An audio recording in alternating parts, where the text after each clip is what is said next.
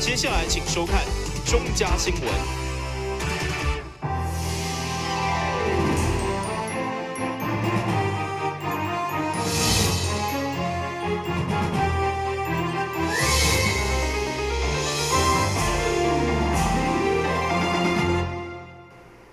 大家好，我是林雅珊，欢迎收看12月14日中嘉台南地方新闻。市府积极推动3条自行车道，其中临近二林溪的上博物馆自行车道，水利局目前正在进行硬体设施建设。台北市长李梦燕14号特别前往视察，除了听取水利局专案报告，也甲与会贵宾骑自行车体验沿道的风景。市府积极推动3条自行车步道之一，上博物馆自行车道的边仔，就是过去用笑讲，敢若亲像是黑龙江的二林溪。伫咧经过政府甲民间团体拍拼以后，即马已经改头换面，不只是水渐渐啊清，而且四周边的湿地也恢复污染进前的丰富生态。代理市长李梦燕就讲到，环境改善的后一步，就是吸引民众亲近，所以讲自行车道的开通，就是一大方式。我们是来看二仁溪自行车道，其中有跨越三爷溪还有大甲排水的2座桥，一个是鲫鱼桥，一个是梭鱼桥。那这2个桥已经完成，这个也是蛮艰巨哈，因为它跨距都有65米的一个长度。那完成之后就可以让二仁溪的自行车道整个贯通，可以从这个目前的黄金海岸沿线的自行车道龙岗国小可以延伸到这个奇美博物馆哈。那我们希望这一段新完成的有将近5公里，那如果再加上原来的黄金海岸有将近10公里的长度，那市民可以多多来使用，因为可以亲近二仁溪，那让了解二仁溪已经从黑龙江现在蜕变为生态丰富、水质很干净的一个溪流，也可以说是我们台南一个新的景点。现在这一段应该是我们台南最优美而且生态最丰富的自行车道，那鼓励市民大家一起来使用。上博物馆自行车道对安南区的国立台湾历史博物馆一路骑到林德基美博物馆，除了会当沿着二林溪畔欣赏丰富的湿地生态，未来水利局也要伫桥顶设定，互下暗会当呈现无同款的风情。这条台南上改新的脚踏车路线，伫咧顶个月中全线贯通。全长40公里的自行车道，也成为台南市自行车爱好者的新光点。台南新闻张伟忠、郭博义采访报道。每一当到年底，华山基金会为着募集爱心年菜，予6岁长辈响应，总是世界走总。历经大得安慰的是，今年有60间高中小响应，学校除了拥有灵感，佮发动学生写祝福卡片。对此，华山也特别举办爱心成果发表，场面相当温馨。爱心成果发表会一开始，公会幼儿园的小朋友除了带来古锥精彩的开场，为6岁长辈献上祝福。幼儿园嘛同样关注10份年菜，要甲今年台南市所有响应募集年菜的高中小学同款，希望唔但互长辈食好饱，嘛有一个温暖的卡片甲祝福，场面温馨。我们发现，除了温饱以外，我们希望能够再带给长辈多一点的感受，多一点的温暖。所以在这次的时候，我们邀请台南市所有的学校，然后学童一起写下这个祝福。华山基金会表示，虽然全台有23000多位失智失能的长辈需要受帮助，咱台南嘛有2000位左右。不过到目前，全台只有募到2成左右的年菜。不过因相当有信心，因为为学校历经响应甲生命教育的查囡，相信到时李高妹一定会当将年菜甲祝福送到每一位长辈厝内。单新闻张伟忠采访报道。这个月7号，在安平才发生客运司机因为上过疲劳来弄到店家的事件，而这已经是今年大潭公车第4件的交通事故。面对频繁的交通意外，议员李文正上午也邀集交通局甲客运业者沟通，希望降低意外发生。最近几个月以来，台南的公车不断传出意外事故，大部分都是因为健康状况、疲劳驾驶，也则是人为因素造成。对此，议员李文静也认为，一例一休政策实施以后，互人数会增加，对着公车运输业者带来真大冲击。因此，上午召开记者会，呼吁市府甲业者共同来检讨改善方案。咱应该协助，咱就甲这个业者来协助。咱若像讲要求这个业者的时阵，对他做了无势，应该改革，咱就来改革。这个咱台南市是六都啊，咱唯一无捷运的一个城市啦，所以这个公车这个相对对咱台南市来讲非常的这个重要。咱若是讲因为这一寡因素来造成讲这个效果无好，功能无好，影响咱坐意愿，安尼时阵对咱台南市的一个交通呢这个是会个造成较不利的一个影响。交通局指出，将要求业者严格遵守劳基法规定，并要求公车司机除了每一档做一摆健康检查以外，也要加做心血管疾病的诊断。市府也会来研究补助健检的费用，以及定期举办健康讲座，以提升司机的自我健康管理能力。为了增进民众乘车的安全保障，那我们已经要求客运业者依法投保那个强制险跟乘客责任险之外，更额外加保乘客体伤责任险以及第三人体伤责任险及第三人财损责任险，提升民众乘车安全以及驾驶的勤务保障。客运业者对着交通局提出健康状况评估甲有风卫教，拢表达支持。不过，有业者现场反映，且无司机的困境，认为若是要完全依照劳基法规定，恐惊会影响服务。交通局回应，对着能力不足的问题，将会透过劳动部分家人分数来配合开设加分班，鼓励少年人投入公共运输服务。而未来也将考虑物价调起，甲一例一休等因素来调整对客运业者的补贴。但新闻站山林根采访报道。最近有民众因为税金较慢缴，接受政府罚款15%的金额，认为罚了相当，专向议员李文静澄清。对此，议员召开记者会，呼吁中央修法，将罚金改做3%，才符合大众期望。不管中央也就是地方税，税关课征法规定，只要慢缴超过1个月，就加罚15%。那么以上法院强制执行。市议员李文静认为，该法条已经无下时，召开记者会，呼吁立法机关尽速修法。这个税关课征法20条，伊这是在20-30当前修改啦伊的这个滞纳金是15%，咱知影讲即马寄定期的3档的才1%尔咧，所以这个滞纳金应该爱对时代爱做一个降价，爱做一个调整，安尼才合理啦今仔日财税局的王科长伊嘛讲，这确实有影无下时代的一个背景伊嘛希望讲中央赶紧来修法，伫还未修法进前呢。即个若有像讲寄批寄了毋对的，主持毋对的，这人为的因素，这会当来向因即个财税局来做一个申诉啦，按个个案来处理，即个陈定辉立委，即个张主任伊嘛会讲甲即个问题赶紧来甲陈立委，来做一个反映，赶紧伫即个立法院来做一个修法。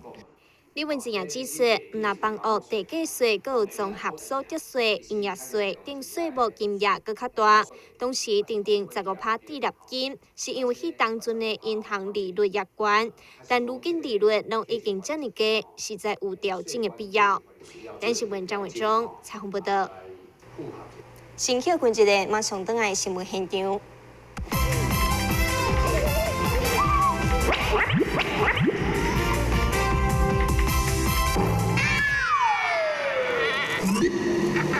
正确开启车门很重要，不然怎么开呀？下车要转头注意后方来车，再慢慢开车门。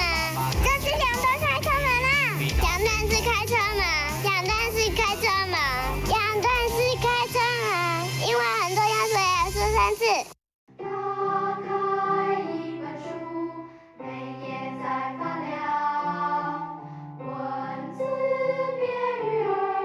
游在大海洋。欢迎你和我一起来收看《非读不可》，台南爱读册。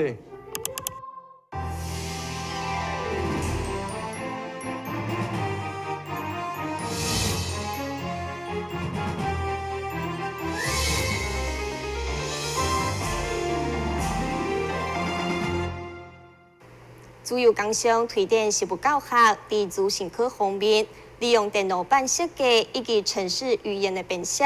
来完成电子仪器的半自动以及全自动化的作品。这次头一摆参加全国工科类电脑修好竞赛，由学生杨博彦经过几个月准备，最后摕下优胜的好成绩，也互校方相当骄傲。持有工商资讯科专班的学生互相比较拼速度，就是要伫咧老师指定的时间内，用家己实际操作的方式，要来完成一件半自动的机械作品。因为持有工商重视学生实际操作的能力，推展实务教育，所以伫咧今年度资讯科也首次来参加着全国工科类电脑修复竞赛。伫咧全国侪优秀的选手当中，持有工商学生杨博彦用了半冬，利用假日的时间来准备，伫咧辛苦的学习之下，也会得优胜的好成绩。这一次比赛是全国高中的学生记忆竞赛。那这个竞赛其实是全国高中职学生他们的最高殿堂的比赛，因为每一校只能挑出1到2个精英去比赛。那所以说，像我们这个职类电脑修护这个职类，是在全国95个学生当中，那我们脱颖而出得到优胜这样子。那也是我们资讯科第1年这样子得到优胜，所以说其实是非常难得。那是因为它的竞赛题目，它主要分成2站。那各位刚刚看到的是第1站，就是界面卡的控制。其实它还有第2站的题目是做那个伺服器的控制这样子。那所以说，其实对学生来讲，他需要准备这2站的时间，其实就要花很长的时间去做训练。那我们的学生呢，就是从这个暑假开始就已经在密集的训练。可是在暑假之前之前的学长他们呢交接这样子的一个传承的动作，都是从他高2的时候就已经开始做密集的训练了。所以说不是说这短时间就可以一蹴可成的这样子。那所以说呢，在练习时间方面，他们都要牺牲自己的平日啊、假日啊，甚至是晚上留在这边，那跟我们的夜间部同学一起下课这样子。那所以说是算是非常的辛苦。另外，持有工商资讯系学生也展示因当咧准备的专题研究论文，是运用着乱数产生器帮资料来做数位加密的动作。指导的老师表示，这款的作品等级已经达到硕士生的研究范围，也肯定学生伫咧专业的用心甲实力。台南新闻王子豪采访报道。获选2017台南新艺奖的2位少年艺术家林玉正、王怡婷，结合家己的生活经验甲体会来进行艺术创作，成为独一无二的作品。透过镜头，带大家做伙来欣赏。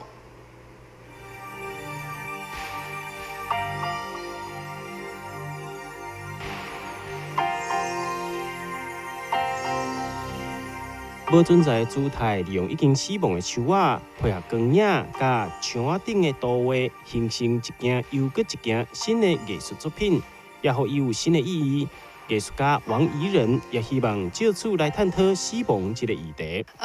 这次我主要媒材是用黑松和台南当地的科线，就是鹅阿耍做一个结合，然后还有染线的部分。那它这些线条都很像是束缚的一部分，可是我将束缚释放，然后很像是想象力的延伸，然后来做创作。那主要其实这展场所有的松树都是枯掉的。那其实我有探讨到死亡的这个部分。那我在探讨的是死亡的时间性。当死亡将至，我们要怎么去？我们能够定义它是死亡吗？或是死亡以后，它状态不断在改变，那我们是不是也能叫做它还是死亡？另外，专长是动力雕塑领域的艺术家林玉正，也运用着废弃的建筑素材，重新制作成各种文化的画作，来印证现在时代进步的过程所留落来分裂。我用一个机械动力的装置，让这些水泥块它重新有了一个新的生命，去让我们再去重新正视说，原来这些水泥块还有非常多的我们的小时候的记忆，我们人的情绪在上面。那还有一个重点就是这些东西其实都是我再去重新再制造，所以你看到的水泥块，其实它都不是原来的水泥块。有时候你会看到它好像是很多一模一样的水泥块，它被切割开来，因为我用一个翻模的一个复制的方式，去再去重新再假造一个新的文明，让它有一个新的生命。两位艺术家的作品拢会伫咧小龙文化园区展出，即日起到明年的2月25号，也欢迎民众前往欣赏。台南新闻王子豪采访报道。真侪人拢知影虾骨甲过敏的体质以及空气污染等因素有关系，但其实有3成是甲心脏疾病有关联，亲像冠状动脉疾病，也就是心律不整，拢有可能造成心因性的虾骨，所以一定要慎重评估，以提早治疗。虾骨是个人常看到的疾病，大家印象就是伫有过敏体质的人身上，也即是甲过敏源的接触。但是其实有3成拢是甲心脏的疾病有关系，主要原因就是来自心脏衰竭合并肺部积水，进一步压迫到较细条的气管来造成。心因性的气喘最大的组成原因是它是因为心衰竭或者是其他的疾病造成了心脏的受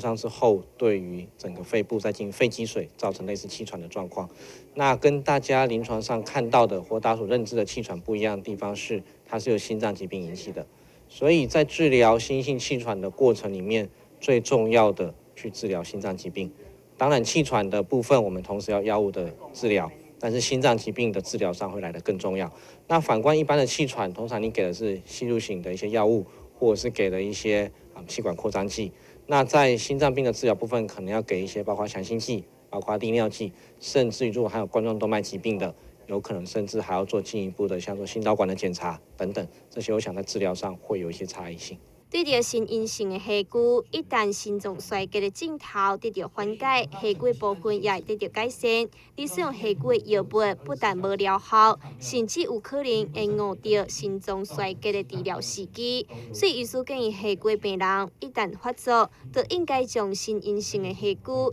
列为诊断的项目之一，来积极治疗。但是，本家山林根采访报道。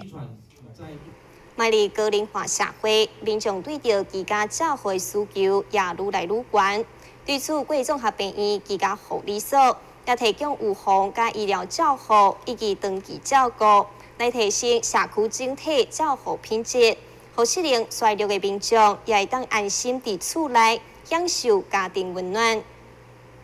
台湾人口高龄化趋势愈来愈悬，对此政府也推动长照2.0，建立并加普及佮优质的社区照护模式。而国立综合病院居家护理所也由专业居家护理师到厝提供服务，减轻个案佮家属来往病院的麻烦佮辛劳，互照顾者伫身体佮心理得到支持，提供因及时的医疗咨询。在居家护理的部分呢，其实我们以健保的收案条件的话，就是必须要慢性疾病，然后行动不方便。那我们的评估以健保来说，是以科氏量表来做评估，那满分是100分。那我们必须小于60分以下，才是我们的符合收案的对象。那我们收案的对象除了行动不方便以外，必须身上要有管路的留置，像鼻胃管、尿管、气切管或是有压伤伤口，都可以符合健保的一个收案。那我们除了这个以外，就是如果说机构个案目前健保是都有可以给付，但是它必须是要住在已经有立案的一个机构里面，才可以符合我们的收案标准。居家护理的服务项目包括换鼻胃管、定公路以及空气护理、抽血检查、日常生活照护指导等等，目的就是要让患者伫厝内度过有尊严的居家生活，实现在地老化理想。但是文章上林根采访报道。新闻最后赶快来关心气象。明仔是好天，有时晴云的天气，温度18度到22度，然后记录一成，海面平均风力7级到8级，上到。6日。感谢你收看12月14日中嘉台南地方新闻，我是丁亚珊，咱再会。